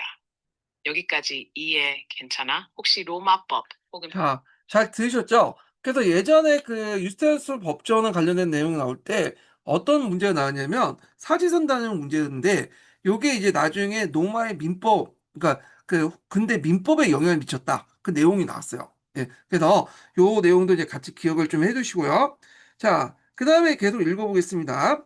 동방의 적대 세력들이 제국을 위협하고 이슬람이 무서운 속도를 팽창하는 와중에 비잔티움 제국이 정체성을 유지하며 발전할 수 있었던 기반은 로마의 국가제도, 그리스 문화, 그리고 기독교 신앙이었다. 자, 비잔틴 제국은 콘스탄티누스 황제가 확립한 기독교 정책, 즉 교회의 자율성을 부여하기보다는 교회 보호자로 자처한 황제가 교회를 통치의 대상으로 통치하는 이른바 황제 교황주의에 추구했다. 자, 그래서 유스티누스를 비롯한 강력한 군주들은 모두 기독교 군주로서 자의식을 지녔으며 콘스탄티노폴리스의 초대 주교로서 임명할 뿐만 아니라 교회 및 수도원에 대한 간섭도 포기하지 않았다. 자, 그로 인해서 황제권과 교권이 분리되어 발전한 서방과는 전혀 다른 정통이 형성되었고 황제의 권위를 인정하는 차원에서 넘어 숭배의 대상까지 높이는 문화, 그러니까 동방적인 전제 군주국가의 정통과 맞닿았었다. 그래서 기독교가 절대적인 어떤 통치권을 정당화시켜주는 기능도 수행한 셈이었다. 이렇게 있는데요. 그래서 이제 그리스 종교 같은 경우에는 대개 보면 이제 그 뒤에 뭐 러시아에도 영향을 미치잖아요. 네, 동료 국가에도 영향을 미치고. 그래서 정치 권력을 정당화시켜주는 그런 역할을 해요. 예. 그래서 이런 것들이 있는데 그래서 이제 마르크스가 여러분도 알다시피 이건 좀 약간 새는 내용인데 이 마르크스가 막스가 이제 종교는 인민의 아편이다. 이렇게 이제 얘기를 했잖아요. 근데 이 아편은 그 당시에 진통제를 사용했기 때문에 종교를 이제 뭐냐면 이 아편 지금처럼 우리 아편처럼 때려잡자는 그게 아니라 그 당시 인민들에게 어느 정도 긍정적인 효과도 있다. 물론 이제 체제 옹호성도 있지만 그런 의미에서 이제 그 종교는 인민의 아편이다. 이렇게 이제 얘기했는데 요게 그 나중에 레닌 때 이렇게 들어가면서 레닌은 이제 그 당시 그 제정 러시아에 살았던 사람이잖아요. 근데 제정 러시아는 그리스 종교를 통해서 이제 자신의 정권을 이제 정당화시키고 그랬거든요. 그러니까 일종의 종교 일치적인 어떤 사회예요. 그러니까 이 그리스 종교를 타파해야 되잖아. 그러니까 마르크스의 의견을 재해석했죠. 종교는 인민의 아편인데 마르크스 같은 경우에는 이제 국가가 개입해가지고 이 뭐냐면 아편을 때려잡다는 논의는 안 했어요. 종교를. 왜냐면 종교가 이제 인민들에게 어느 정도 만족감을 주고 삶의 고달픔을 이제 돌파할 수 있는 그런 것들 긍정적 요소가 있기 때문에 자연스럽게 나중에 과학이 발달되고 계몽이 되고 그러면 또 사회주의 사회가 이루어지면 없어질 거라고 생각했는데 이 사람은 내년 그렇게 생각 안 했죠. 이거의 종교는 뭐냐면 러시아의 이제 짜르체를 유지하는 중요한 수단이기 때문에 당장 타파해야 된다. 그러니까 국가 차원에서 타파해야 된다. 그래서 국가 무신론을 주장하게 돼요. 그러면서 러시아 혁명이 일어나서 나중에 레닌이 집권할 때, 스탈린이 집권할 때 요 그리스 정부가 대규모 탄압을 받게 돼요. 예. 근데 그 영향 때문인지 후에 이제 중국도 그렇고 북한도 그렇고 이렇게 이제 공산주의 정권이 등장하면서 국가 무신론이 등장을 이제 받아들여서 종교의 탄압이 일어나죠. 예. 자, 이런 거와 연결돼서 보시면 돼요. 그래서 이때 그리스 종교는 정치권과 결탁이 돼가지고 이런 정통 때문에 러시아에서도 마찬가지로 그리스 종교가 짜르 체제를 유지하는데 큰 영향을 줬다는 거. 그리고 이런 것들이 레닌의 어떤 사상에 영향을 줘서 상당히 이제 뭐냐면 국가 무신론으로 이렇게 연결돼서 그리스 종교를 탄압을 했다. 이렇게 보시면 되겠습니다. 근데 지금도 지금 뭐냐면 누구죠? 네, 네, 그 지금 러시아를 통치하는 사람이 누구죠? 갑자기 생각이 안 난다.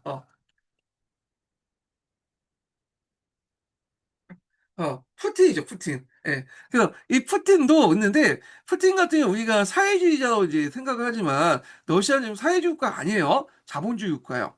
예. 그때 그 대표적인 게 지금 러시아 공산당이 지금 야당이야. 그래서 푸틴은 따로 당이 있어요. 예. 그리고, 이게 또 사회주의 국가가 아닌 게 뭐냐면, 그 당시 이제 그 푸틴이 정치적으로 지지해주는 사람이 누구냐면, 그리스 정교회예요. 그리스 정교회가 이제 푸틴의 보호를 받고, 지시 세력이 되잖아. 그러니까 이런 정통이 지금까지 푸틴까지 계속 이어지고 있는 거야, 지금요. 예. 그래서 뭐 이렇게 있는데, 자, 하여튼 뭐 이렇게 있고, 시험 문제 안 나와요. 그냥 하는 소리고. 자, 로마 제도 및 정통 계승이라는 측면에서 관료 제도가 자리 잡고 있다. 그래서 제국 행정과 통치는 관료 체계에 필요했으며, 아까 이제 그 동로마 제국이 이제 오랫동안 유지할 수 있었던 게 로마 제도의 효율적 관료 제도라고 얘기했죠. 그래서 교육을 통해서 배출한 관료들은 경제, 종교 등 다양한 영역에서 활용해 있다. 예. 그래서 이제 농업은 물론 대외경제 발전에 따라서 제국은 상공을 장려하고 교육을 필요한 제반 요건들, 즉 화폐, 세금제도, 법률, 상거래 등의 질서와 시한을 정비했고요. 이 시기 때 제국은 페르시아, 중국 등 동양과의 무역에 큰 비중을 뒀으며 각종 살치품 수입하는 통로를 활용했다. 그래서 이제 라틴 제국, 그러니까 이제 4차 십자군 전쟁 이전의 예상을 얘기해요. 그래서 동서 무역의 교육의 중심 역할을 했다. 이렇게 보시면 되겠습니다. 그래서 이 콘스탄티노폴리스의 많은 인구와 제국의 우월한 경제력은 세계 무역의 중심을 차지하고 있던 비잔틴 제국에 발전시켜 온 경제 번영의 결과물이었다. 자, 비잔틴 양식 관련된 내용인데 볼게요. 자, 정성기 때 비잔틴 제국의 영광을 가시적으로 드러내는 영역은 건축과 예술이었다. 그래서 건축과 예술 부분은 상당히 독창적인 그런 성격을 갖고 있다고 했죠. 그래서 이제 이미 유스티안 수상제는 니케 반란 때 앞에서 얘기한 이제 불탄 성당 자리에 하기야 소피아 성당을 중건했다. 근데 이 주의할 거는 요게 불탄 성당 자리인데 요게 이제 이미 이제 니케이 발란 때 없어진 건 아니고 콘스탄티누스 황제 때 불타 없었다가 니케이 반란 때 어차피 도시가 다 없어졌으니까 이제 재건 사업하는 과정에서 하기야 소피아 성당을 건축했어요. 그래서 요게 니케이 반란 때 불탄 게 아니라 이미 그 전에 불타 없어졌다 이렇게 보시면 되겠습니다. 예. 자, 그래서 이제 그 이렇게 중건을 했고, 비잔티움의 건축술과 미적 역량을 가시한 적이 있었다. 잠깐, 제가 잘못 설명했네. 다시 설명할게요. 제가 착각했어. 콘스탄티노플 황제 때 그 뭐냐면, 이렇게 만들었는데, 이게 나중에 이제 니케 반란 때 아마 그때 그 뭐냐면, 요때 만들었던 그 성소피아 성당 원형, 그 예전에 건물이 없어졌나 봐요. 그래서 다시 중건했다. 그렇게 해석하시면 되겠네. 예, 제가 착각을 했어요. 착각을. 예, 그래서 요거 다시 해석을 하시고 자, 뭐 중요한 건 아닌데 뭐 이렇게 해석을 하시면 될 것 같고 자, 비잔티움의 건축술과 미적 역량을 가시한 적도 있었다. 이 성전은 그 하나님의 신성과 황제의 권위를 나타내는 상징으로 자리 잡았고 9세기에서 10세기 사이에 꽃피웠던 정성기 비잔티움 건축은 서유럽의 루마네스크 양식의 색상이나 디자인을 반영했고 이게 이제 비잔틴 건축 양식이 왜 나왔나? 내용이죠. 영향이죠. 그래서 그게 첫 번째가 있고 슬라브 지역이나 지중해 여러 지역도 확산되었다. 그래서 이제 성소피아 성당을 본받은 그 성당들이 뭐 키이우나 뭐 모스크바나 등등등에 이제 많이 퍼져 있죠. 심지어는 이스라엘 모스크에도 비잔틴 영향을 볼 수 있다. 그래서 앞에서 얘기했지만 요 비잔틴 양식의 특징이 돔양식이 특징을 하고 있잖아요. 원래 이제 시리아 계통의 이제 동방적 양식인데 이런 것들이 이제 뭐냐면 다시 누구한테 영향을 주냐면 같은 이제 그 이슬람 세계에 영향을 주죠. 그래서 일종의 역수출했다고 보시면 되는데 자 하여튼 시리아 영향받은 동양식 같은 것들이 이슬람 서원의 모스크바에도 나오잖아요. 예. 자 이런 것도 있고 자 그래서 있고 또 동유럽에도 영향을 줬다. 그래서 이제 키예프 비롯해서 슬라브 문화의 대표적인 장소에는 전성기 비잔틴 건축 양식 모방한 건축물들, 특히 성전들, 성 소피아 성당이 모방하는 성전들이 지금까지 서 있다. 자, 이는 이제 비잔티의 문화와 종교가 주변 문명에 커다란 영향을 미쳤음을 보여주는 상징들이다. 이렇게 이제 보시면 되겠습니다. 자, 그 다음에 이제 서총 한번 읽어볼게요. 서총은 이제 앞에 읽은 부분이 있기 때문에 중요한 부분들만 짚고 넘어가는 방식으로 읽겠습니다. 그래서 이제 여기 있고, 여기 이제 첫 부분부터 이제 좀 볼게요. 476년 소노마 제국에 소멸된 이래로 콘스탄티노플의 지배자들은 게르만 민족의 공격을 성공적으로 물리치고 후기 노마사의 기본 특성을 유지했다. 그러나 6세기 이후에 점차 지배층 인종적으로 그리스 민족과 혼용돼서 라틴어 대신에 그리스어를 이제 공용으로 삼고 있고 이것이 동로마의 비잔틴화다. 이렇게 이제 보시면 이 비잔틴화는 이제 그리스화 됐다라는 의미에서 문맥적으로 이제 파악을 할 수 있고요. 최초의 비잔틴은 제논이라고 하는데 아마 이제 앞에서 이제 제논 얘기했던 거 있잖아요. 오도 아케에서 성로마 제국을 멸망할 때 그때 이제 엄밀한 동로마 제국이 이제 이렇게 공식적으로 이게 물론 예전부터 분리됐긴 했는데 그전부터 이제 이때부터 동로마 제국이 이제 출발했다고 보는 견해에서는 이게 최초의 황제가 제논이라고 보는 거죠. 예. 자, 하여튼 뭐 이렇게 있고 그래서 이제 474년 이후에 비잔틴 제국이 부르는 경우도 있었으나 진정한 의미의 비잔틴 문화의 특색이 나타난 것은 그 유스타이누스 1세 때다 이렇게 보시면 제가 잘못 설명했네. 제논이 474년이니까 5세기 후반이니까 그때 그 뒤에 얘기 같은데 이 제논은 예. 그래서 별 중요한 건 아닌데 갑자기 이렇게 얘기하니까 왜 그런지 그 뒤에 얘기 같아. 선호마 황제 했는데 왜 이게 동로마 황제가 제논이 처음인지 이해가 안 되거든요. 잠깐만요. 읽다 보면 이해가 안 돼갖고 잠깐 설명을 필요할 것 같아. 어. 동로마 황제, 그러니까 비잔틴 최초의 황제가 제논이라고 하잖아. 근데 제논의 연대를 보니까 5세기 후반 정도거든. 그러니까 서노마 제국이 멸망한 뒤에 황제인데 왜 예전에도 황제가 쭉 있었을 땐 동로마 지역에 황제가 있었을 텐데 제논을 왜 첫 번째 황제로 부른 거야?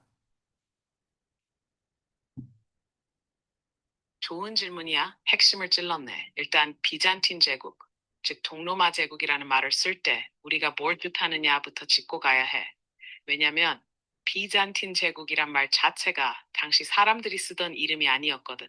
그들은 그냥 스스로를 로마인이라고 불렀고 제국도 로마 제국이라고 계속 불렀어. 그런데 오늘날 역사학자들은 서로마가 멸망한 뒤에 동로마를 가리켜 비잔틴 제국은 사실 후대 유럽 역사에 만든 인위적인 선이야. 이 기준에 따르면 서로마 제국이 멸망한 376년을 기점으로 해서 그 이후에도 계속 존속한 동로마 제국을 비잔틴 제국이라고 부르기 시작하는 거야. 그래서 제노이 비잔틴 제국의 첫 황제라는 표현이 나오는 이유는 그가 서로마 멸망 직후에 통치한 황제였기 때문이야. 자, 이제 왜 그가 첫 번째 비잔틴 황제로 불리는지를 역사적으로 조금 더 정리해보자. 476년에 서로마의 마지막 황제인 로물루스 아우구스툴루스가 폐위당하고 로마 황제 자리가 사실상 하나로 줄어들게 돼. 그때 서로마를 무너뜨린 게 바로 게르만계 장군 오도아케르였는데 그는 제논에게 이제 우리 쪽 황제는 더 필요 없다. 당신이 진짜 유일한 로마 황제다. 라고 하는 식으로 공문을 보내. 그래서 그 순간부터 제논은 명목상이나 실질적으로나 로마 제국의 유일한 황제가 된 거야. 이게 많은 역사학자들이 비잔틴 제국의 공식적인 출발점으로 삼는 이유지. 그전에는 동서 황제가 각자 있었고 정치적 균형도 있었거든. 물론 제논 이전에도 동로마 지역을 다스린 황제들은 있었어. 예를 들면 콘스탄티우스 2세라든가 테오도시우스 2세, 아르카디우스, 테오도시우스 2세 등등. 하지만 이 사람들은 역사적으로 로마 제국 소속 황제로 보는 거고 아직 서쪽과 명확히 분리되지 않은 시기였어. 그래서 요약하면 이래. 제논, 첫 번째 비잔틴 황제라는 말은 비잔틴 제국, 서로마 멸망 이후에도 존속한 동로마 제국이라는 후대 개념에 기반한 인식이야. 여기까지 괜찮아? 그럼 너가 지금 이 설명 제가 약간 착각을 했었네, 아까쯤에. 거기 제노는 아까쯤에 한 말이 많아요. 제가 그 4세기 때라고 했는데, 이게 쉬운 건데 이게 착각을 하네. 그 4세기 때는 게르만족의 이동이 시작했던 거고, 이게 동로마, 서노마 제국이 마지막에 476년이잖아요. 그래서 오도아케를 멸망하고 나서, 그리고 나서 이제 제논이 첫 번째 이렇게 황제이기 때문에, 이 기준에 가서 이제 그 동로마 제국이 이제 이렇게 완전하게 분리돼 나가서, 그때 첫 번째 황제가 제논이기 때문에 요걸 최초로 황제를 보는 것 같아요. 예. 아까 제가 했던 얘기가 많은 건데, 제가 착각을 잠깐 했어, 여기. 그래서 여기 좀 수정해 주시고. 자, 그러면 이제 여기에서 이제 보시면 되고, 그래서 이제 유스티누스 황제 때 전성기에 누이게 되고, 그리스 문화적 요소와 페르시아적 문화적 영향, 기독교 이념이 조화롭게 섞여서 새로운 문화를 기반을 마련했다. 예. 그래서 이제 이렇게 있고요. 그 다음에 넘어가서 비잔틴 역사 구분인데, 이건 뭐 각자 보시고요. 예. 그래서 이제 쭉쭉 넘어가고, 유스티누스 황제 때 보겠습니다. 테오도시 이후에 가장 유능한 황제는 유스티누스 1세 때인데 얘 로마 영토의 거의 절반을 회복했다. 그는 대대적인 개혁을 단행해 미술을 장려하고 문화를 진흥시켰고 법전을 편찬해서 민법대전을 완성했다. 이렇게 이제 보시면 되는데 민법대전은 이제 그 여기 로마법 대전이라고 좀 보시면 되겠죠. 자, 유스티누스는 상당한 교육과 훈련을 받았고 그다음 잠자지 않는 황제로 별명을 얻은 매우 부진한 지배자였다. 그러나 그에게는 결단력과 용기가 부족했는데, 자, 이걸 누가 메꿔줬냐? 서민 출신이었던 항비 테오도라가 메꿔줬다. 이거 테오도라 외워주시면 되고요. 그래서 서커스 곰 조종사였던 딸인 테오도라는 아름다움과 지성을 겸비한 배우 출신이었다. 예, 로마사에서 유대가 없이 뛰어난 재능과 추진력을 갖춘 여성인으로서 그는 궁중계파의 움직임이나 콘스탄티노플의 민중신을 잘 파악하여 유스티나스 황제의 적절하게 보좌했다. 테오도라 좋게 설명하는데 사람들 대부분 이제 여기 역사가들은 이제 창녀였다 이렇게 얘기를 하고 있어요. 예. 그래서 그때 이제 유스티나스가 이제 테오도라 결혼할 때 되게 반대를 많이 했다고 해 주변에 사람들이. 근데 하여튼 유스티누스는 테오도라 진짜 좋아했나 봐. 찐사랑이었나. 예. 자, 하여튼 유스티누스의 업적 중에 가장 두드러진 것은 국세 지능과 영토학자였다. 그래서 요때 이제 그 서방 정책을 추구했는데 요때 베리사리우스 그다음에 나르센스 이런 사람이죠. 예, 유능한 장관. 한관 출신이야, 이 사람은요. 예. 자, 그 유능한 장군을 파견해서 아프리카 반달 왕국, 이탈리아의 그 동고토 왕국, 스페인의 서고토 왕국이 정복되었다. 그래서 이제 또한 외교적 타협을 통해 6세기 중반까지 그 발칸반도의 소아시아 민족들 복속시켰다. 자, 그 결과 비잔틴 제국은 옛 로마 제국의 거의 반에 해당하는 넓이를 팽창했다. 그러나 그는 서방 정책에 국력을 집중시키고 동쪽의 절제 대비하지 못한 결과 사사 왕조의 위협을 받게 되었고, 따라서 치세 말기 때 제국의 생존에 서방 정책을 포기하지 않을 수밖에 없었다. 그 다음에 이제 유스티누스의 또 다른 업적은 행정 제치에 기여했다.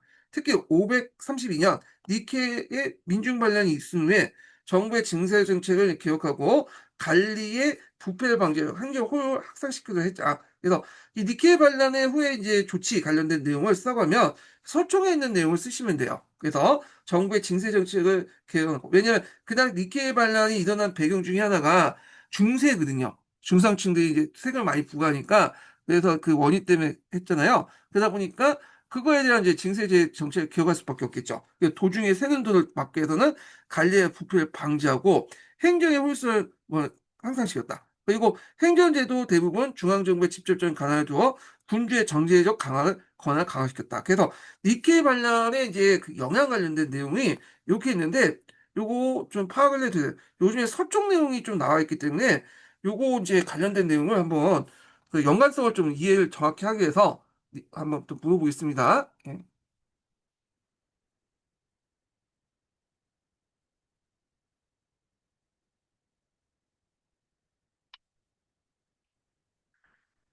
니케 반란 이후에, 그러니까 유스타누스 황제 때 니케 반란이 일어났잖아. 그래서 니케 민중 반란 이후에 유스타누스가 징세 제도를 개혁하고 행정 제도를 개혁한 이유가 뭐야? 좋은 질문이야. 이걸 이해하려면 먼저 상황을 좀 살펴보자. 니케의 민중 반란은 단순한 폭동이 아니라 제국의 근본을 흔들 정도로 심각한 정치적 위기였어. 이 반란은 유스티니아누스 1세가 과도한 세금과 중앙집권적 통치로 인해 민심을 잃고 귀족층과 민중 모두의 불만이 폭발하면서 일어난 거야. 자, 그 다음에 유스티니아누스가 왜 징세제도와 행정제도를 개혁했냐면 본질적으로 두 가지 이유 때문이야. 첫째, 안정. 반란 전후로 제국은 재정이 매우 불안정했어. 전쟁, 건축, 군대 유지, 그리고 호화로운 궁정 비용 때문에 돈이 많이 들었는데 징세 방식은 비효율적이고 부패가 심했지. 마치 물이 새는 바가지로 계속 퍼붓는 느낌이야. 그래서 유스티니아누스는 징세 체계를 효율화해서 새지 않게 만들고 세수가 안정적으로 들어오도록 바꾸려 했어. 율제편과 중앙집권 강화, 니케 반란은 제국 내 지방 귀족들과 원로원, 심지어 황제 측근들까지 서로 결탁해 황권을 흔들 수 있다는 걸 보여줬어. 유스티니아누스는 이런 권력 분산을 막기 위해 행정제도를 개혁해서 지방 권한을 중앙으로 집중시키고 황제 권력을 강화하려 했지. 쉽게 말해, 반란이라는 지진을 겪고 나서 무너진 건물들을 그냥 세우는 게 아니라 철근 콘크리트를 넣고 내진 설계를 하듯이 제국을 더 단단하게 만들려 한 거야. 여기서 잠깐 네가 얼마나 배경 지식을 갖고 있는지 알아볼. 자, 그러셨죠? 그래서 니케 반란의 주요 원인이 이런 이제 증세 정책, 그다음 비효율적인 행정 운영 이런 것들 때문에, 그렇기 때문에 이런 이후에 이제 체제 강화 측면에서 징세 개혁하고 관리의 부정부패를 방지해서 돈 나가는 걸 방지하고 그 다음에 중앙정부가 직접 통치하는 방식으로 나왔다. 이렇게 이제 이해를 해주시면 될 것 같습니다. 그래서 여러분도 그냥 마냥 암기만 하려고 하지 마시고 그 배경을 좀 깔고 그냥 전문적인 수준에서 이해할 필요는 없지만 피상적인 이해 수준에도 깔고 암기를 해야지 효율적으로 암기할 수도 있고요. 빠른 시간에. 그리고 또 이게 구조화되다 보니까 이게 장기 기억으로 오랫동안 남을 수 있어요. 시발적인 지식이 아니라. 예. 그래서 이렇게 있고요. 자, 그냥 유스테너스 법전은 이제 좀 보겠습니다. 자, 유스테너스가 한 업적 중에 가장 주목한 걸 로마법 법전하다. 그래서 유스테너스 법전에 알려져 있는 이 법전은 라틴어와 그리스 법전으로 이렇게 구성이 됐고요. 어, 그래서 이게 어떤 책에서는 이제 이게 그리스어가 아니라 라틴어 법전이다 이렇게 돼 있는데 여기에서는 아까 치면 이제 서양사 개정 강좌 좀 달리 서양사 강좌는 여기 보면 라틴어 법전은 이제 있잖아요. 예, 제가 그리스화 되면서 이렇게 했는데 여기는 여기 보니까 라틴어가 그리스어로 편찬했다군요. 예, 그래서 좀 이게 뭐가 맞는지 모르겠어요. 그래서 잠깐 중요한 건 아닌데 이게 둘이 좀 모순이 있으니까 좀 물어볼게요. 이렇게.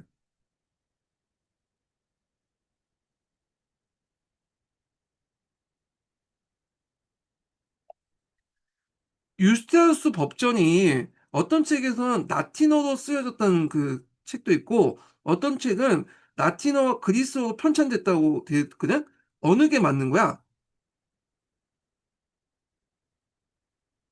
좋은 질문이야.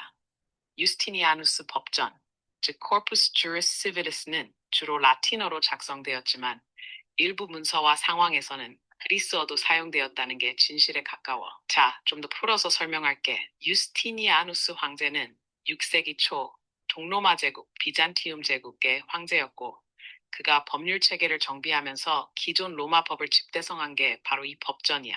이 법전은 네 부분으로 구성돼. 법학초문 법률 입문서고 주로 교육용이었어. 이 법령집 또는 펜덱스. 과거 로마 법학자들의 견해와 해석들을 정리한 거야. 3. 율령집.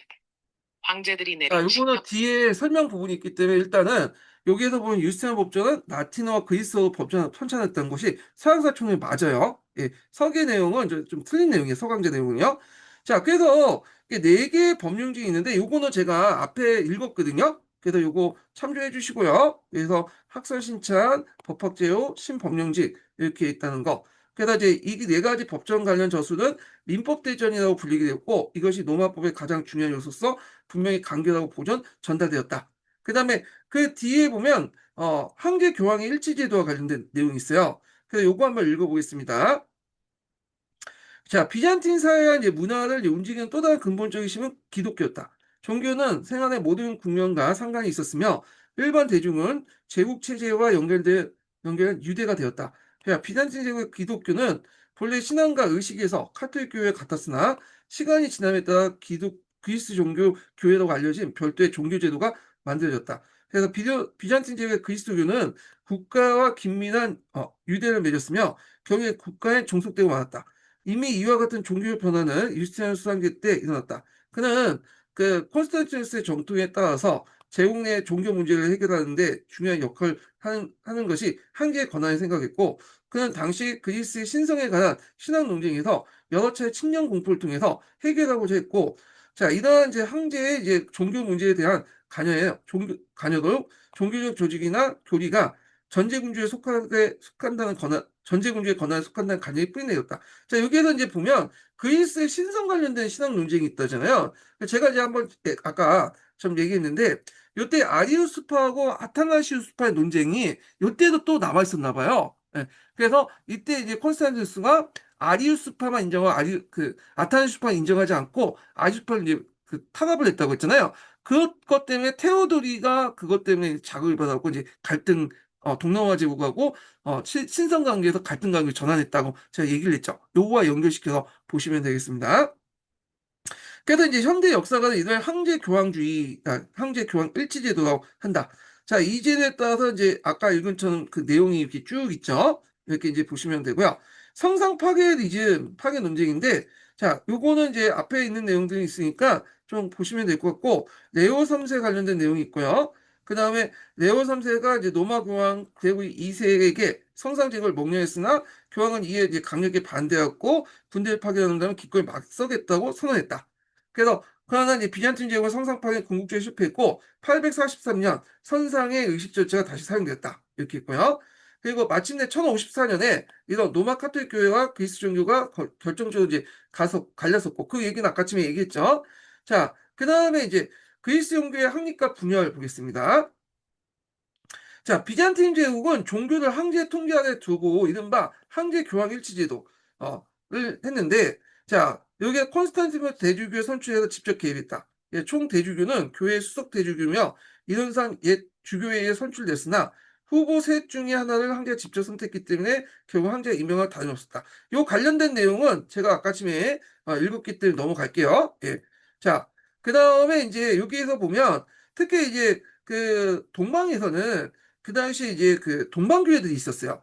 그리스 정교 외에도 그 동방교회들이 있었거든요. 그래서 대표적인 동방교회가 이집트의 코톤교회가 있고, 시리아의 야곱교회가 등 있어요. 예. 그 다음에 뭐 요르단 같은 레바논이니까 마른파들이 있고요. 예. 그래갖고 우리가 이제 아랍 갈등에 대해 아랍인들은 보통 딱 하면 이슬람교도 이제 딱 등치시키잖아요. 근데 엄연히 다른 거예요. 아랍은 일종의 민족의 의미고 이슬람은 종교의 개념이죠. 그래서 아랍인주의 90%가 이슬람교를 믿고 있지만 뭐냐면 코튼교회라든지 그 다음에 또 이런 이제 그 마론파 같은 그런 동방교회도 있었어요.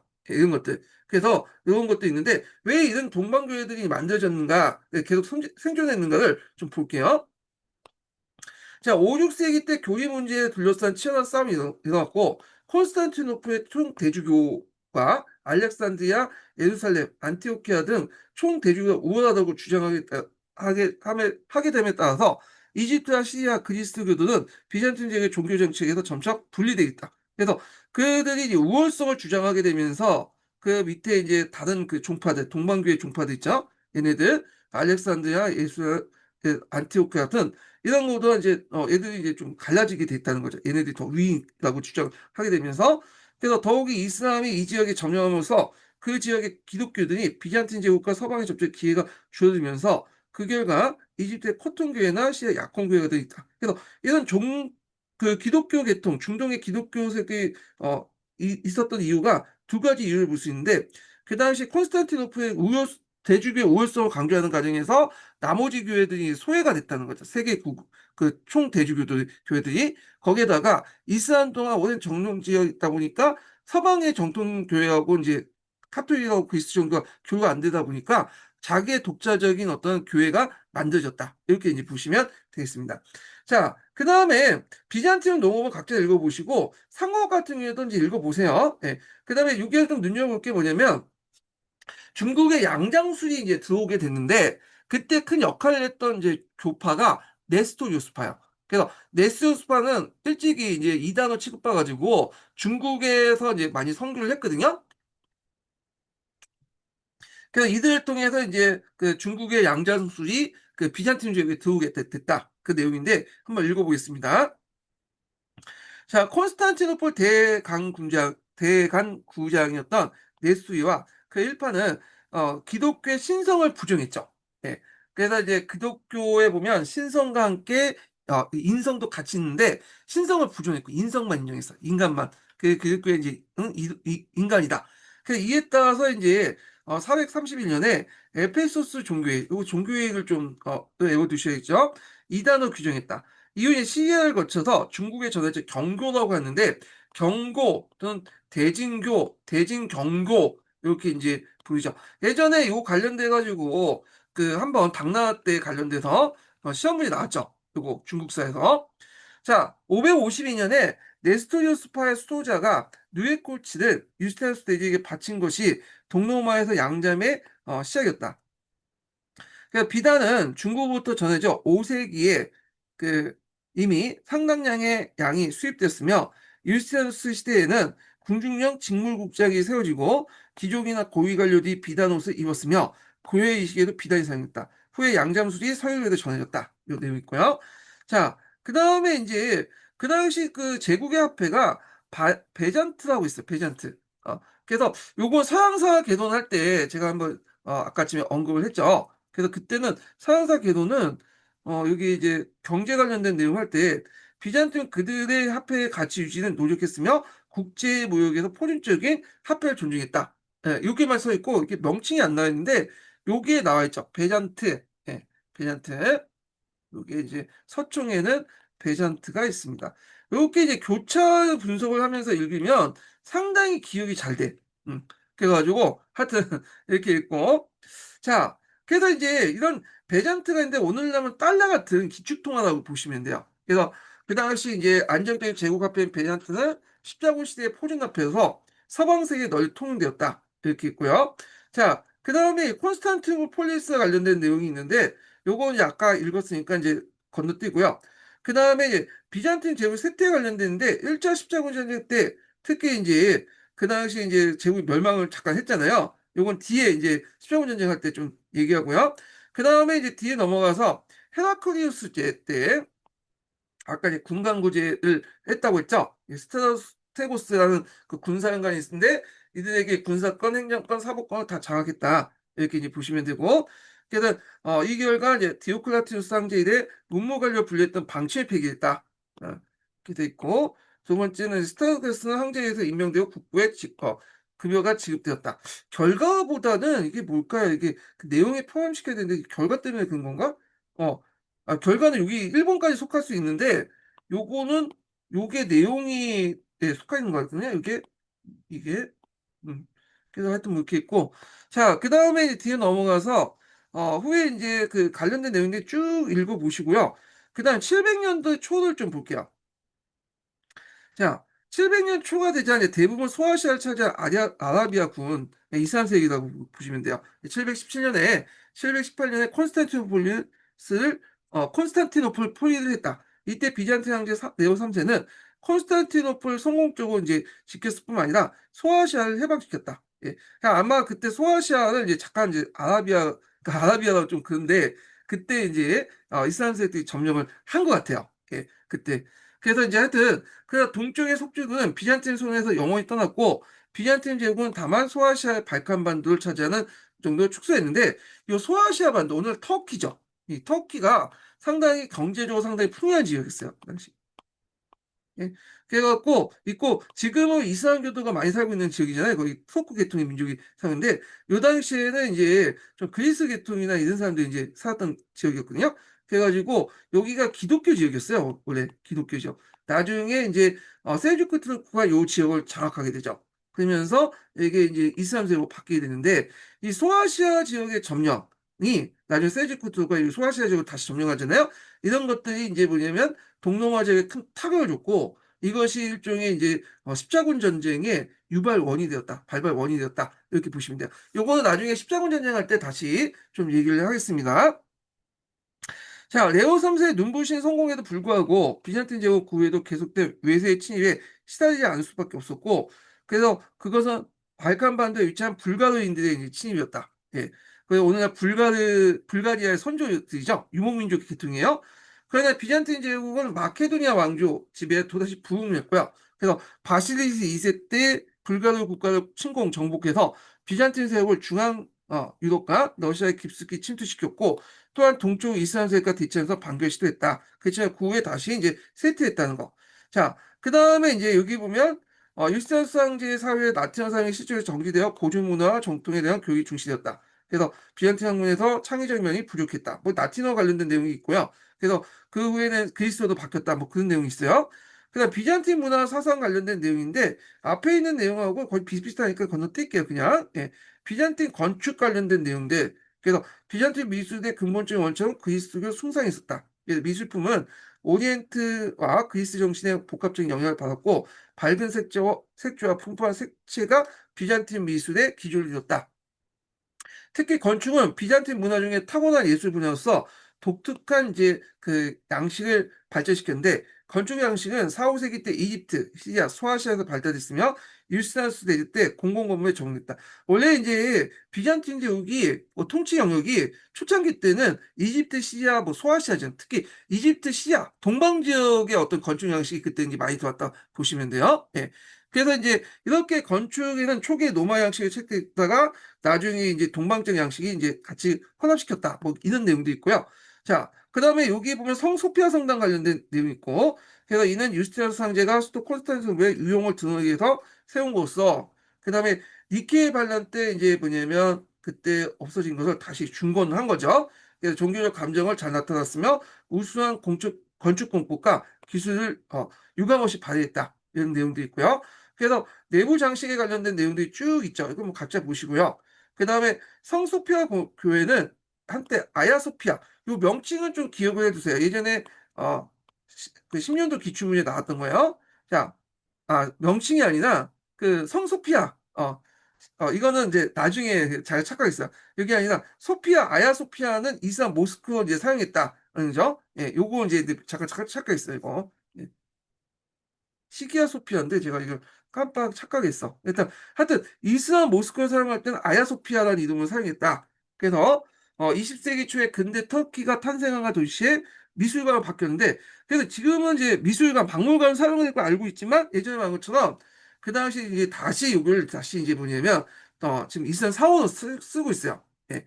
그래갖고 이렇게 있고, 자, 그 설명을 저 앞부분에 있으니까 좀 보시면 될 것 같고, 자, 모자이크가 이제 특징이죠.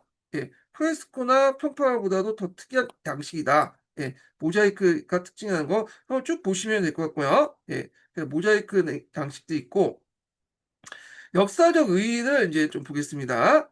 여기 이제 보면 역사적 의의와 관련된 내용이 예전에 기초에 나왔기 때문에 한번 요것만 읽고 이제 끝나기도 하겠습니다. 예. 자, 비잔티움 제국은 문화적으로 오리엔트나 그리스 로마, 이슬람 등 여러 문명의 영향을 받아서 그리스 종교를 배경으로 한 독자적인 문화권을 형성하고 동시에 서유도에 비해서 높은 수준을 유지했다. 또한 북방의 슬라브인들이 커다란 문화적, 종교적 영향을 주었으며 동유럽 지역의 독자적으로 문화의 발전을 할 수 있는 기반을 닦아놓은 중요한 영향을 했다. 역할을 하였다. 자, 그다음 무엇보다 비잔틴 문화는 서방 세계에 지대한 영향을 끼쳤는데, 비잔틴 제국은 아시아 민족의 치부부터 서유럽을 지키는 방파제 역할을 했죠. 예. 그 다음에 중세를 통해 서방 세계와 부당한 교섭이나 통상하면서 다방면 유럽 중세 문화의 형성에 크게 기여했고요. 그리스어를 공식적으로 사용함으로써 고전 사상과 학문이 보존될 수 있었고, 비잔틴 학자들은 그리스 사상가의 저술과 문을 수집할 복사 연구했다. 요거는 나중에 제가 읽었죠. 요 부분은. 자, 그래서 이제 이렇게 해서 이제 비잔틴 문명에 대해서 봤고요. 그 다음에 이제 서계로 이제 다시 돌아와서 이제 다음 할 시간은 이제 뭘 할 거냐면요. 중세 봉건제도 성립 관련된 내용 하겠습니다. 그래서 제 6장 중세 봉건사의 성립 과정을 이제 좀 보겠습니다. 예. 오늘 끝까지 강의 대장 수고하셨고요. 예. 다음 시간, 다음 주에 뵙겠습니다.